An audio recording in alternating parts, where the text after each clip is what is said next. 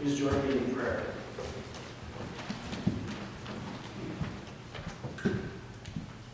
Holy Spirit, may your light in the world around us guide us,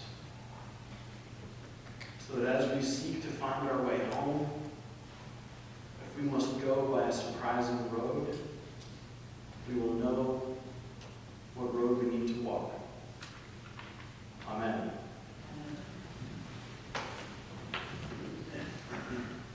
This morning we have more than usual going on. We obviously just had the installation and ordination of new leaders. Something it's one of my favorites. I'm allowed to have favorites. I can play favorites here. It's one of my favorite things to do, is to install and ordain new leaders. Probably because I know all the work that goes into it behind the scenes. People discerning what they want to do with their time, with their life, and people inviting them into leadership, and discerning whether it's the right fit and the right timing and the right person and the right place. And all these things come together, and then we ordain and install these leaders, and then we say we're going to trust them as our leaders, in some cases sight unseen, not so much because we may not even know them that well. All of you may not know all of the people who are up front today. But it's more that we put our trust in God and in that kind of, that unbroken chain going back generations. And this is kind of how it's been done. And I appreciate that, and I'm privileged to be part of it. Also, obviously, we have communion this morning. And so we won't be able to cover all the epiphanies that occur in this Sunday of Epiphany. Like there's a lot of epiphanies that happen, even in our short little story. If you include the Christmas story from Luke that we heard on the Christmas Eve services, there are a lot of epiphanies. That the angels have an epiphany that they share. The shepherds have an epiphany that they share. Joseph has an epiphany. Mary has 3 epiphanies. Bonus points if you can name them all. Let me know after. The animals may very well have had an epiphany. You may be wondering who's in our manger. Herod has an epiphany. As we see, the Magi have 2 epiphanies. The audience of this story was supposed to be led into their own epiphanies. I think it worked because they shared these stories onward. We ourselves, as we encounter these stories, are supposed to be led into our own epiphanies. If it's working, you know better than I do. Perhaps some of the people who were ordained and installed this morning were up here in front of us because of an epiphany. I would hazard a guess that's true for some of them at least. Their epiphany, or the nominating committee's epiphany, some of us, that led them into leadership this morning. I've talked about this before, but when we talk about the three kings, when we sing about we 3 kings, and we read the story of these 3 magi coming to Jerusalem, it's worth noting that the 3 kings are not kings. Like I've said this before, they get kind of conflated with kings. What the 3 kings are, they're magi, which is a word that's just plucked out of Persian and used here in the Greek unchanged. And a magi, a magus, I guess, is something like, the term I came up with is kind of silly, but I like it. They're science wizards.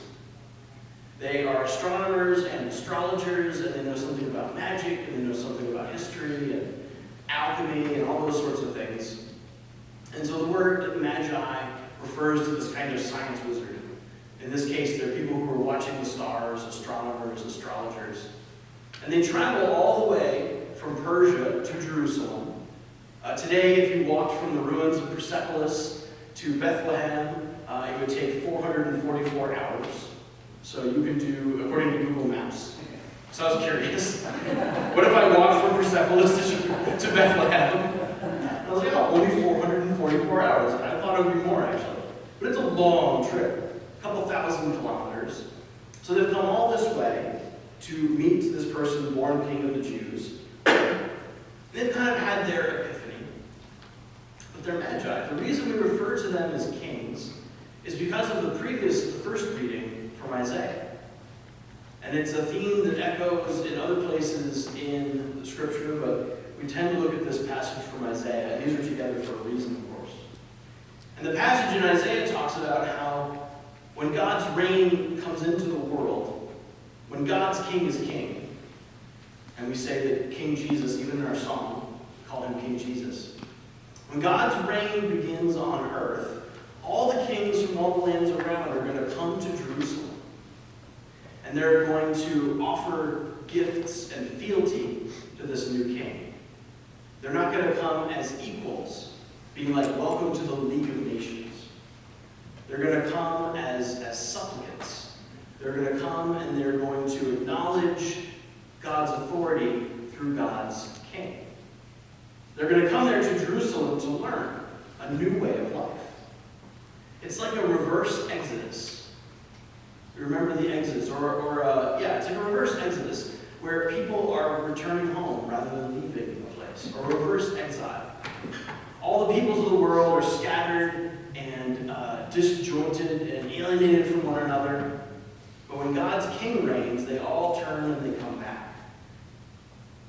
And one of the things that this means is it is the end of kings. When God's king reigns, God's king does not share. There isn't room for other crowns in the world. There isn't room for competing interests, competing states. So these kings are coming to Jerusalem to give up kingship. They're going to cast their crowns before God. They're not going to hand them down to their children. The kingship, when God's king reigns, kingship for everyone else ends. No kings, no more kingdoms, except one. Herod knows this. Deep down, Herod is well aware of what the one born to be king of the Jews, and if we go to Isaiah, king of everyone else as well. Herod knows quite well what this means. At the very least, it means the end of his kingship. But taken ahead into the future, looking at the plan laid out that the prophets generally agree upon, it is not only the end of Herod's kingship, it is the end of kingship. No more kings but one. And so Herod is terrified. In the text it says, all of Jerusalem with him. I'm not sure of that. I feel like that's conjecture. There are certainly some people who welcomed Christ as a new king. He drew quite a crowd in his day. But I know that if you were Herod and you were afraid, you would feel like everyone was afraid too. Like that's kind of how the narcissistic type is. Like if I'm upset, we're upset, right? And so he gathers all the people to find out where is this king supposed to be born, and sends the Magi to go see this king so that I can pay him homage. And the Magi are like, okay, sure. Now for us, this is foreshadowing. Like we know what's going to happen next. If you don't know what's going to happen next, it doesn't take very long to get there. So go home, read the first 3 or 4 chapters of Matthew. But for many of us, this is foreshadowing. We know that Herod is not going to pay homage to Jesus the way that Isaiah says that he should. He's going to try everything he can to murder Jesus. And Jesus and Mary and Joseph, from our nativity scene here, are going to have to flee as refugees and asylum seekers into Egypt and live there maybe until Jesus is 12, but certainly for years to avoid being killed by Herod. But in the moment he says, let me know where this new king is so that I can pay him homage. It's a foreshadowed menace for us. We don't know what the Magi thought of this reaction. We can see how Epiphany is not just necessarily a private realization. When you have an epiphany, it isn't normally just about you. Like, oh, I've realized, light bulb, I've realized a new thing, and now I think a little bit differently. A true epiphany is a threat to people in power. Because the Epiphany doesn't come from them. And it doesn't answer to them. And it doesn't accord with their agenda. They don't like that. Whether Herod or someone else. He doesn't like uncontrolled epiphanies popping up willy-nilly throughout his kingdom. It's alarming. It causes a lot of anxiety. It gives him an upset tone. And so kings, rulers, tend to be threatened by a genuine epiphany. And when threatened, they tend to fight back. This is consistent throughout Scripture. This is consistent throughout our history, looked at from a certain point of view. When you threaten the status quo, it threatens right back. Epiphanies sometimes get you into trouble. Whether with kings or with others in your life, with things you used to answer to. When you have an epiphany, a genuine epiphany, you can take it as a matter of course that the king is probably not going to like it. And that's true whether we say king or president or chairperson of the board or prime minister or dear leader, generalissimo, pope. All the different words we say that mean some form of king, they're not going to like that epiphany. Because the one who provides the epiphany is also the one who judges all kings, who judges all kingdoms, and who ends them. That is one of the things that Jesus comes into the world to do. To judge kingdoms, to judge kings, and to end them. Whatever new term we come up with, that essentially means king. When you have an epiphany, what it tells you, in simplest terms, is where you were meant to be and what you were meant to be doing. That is what the various epiphanies in this story amount to. An epiphany is a realization from God of where you are meant to be and what you are meant to be doing.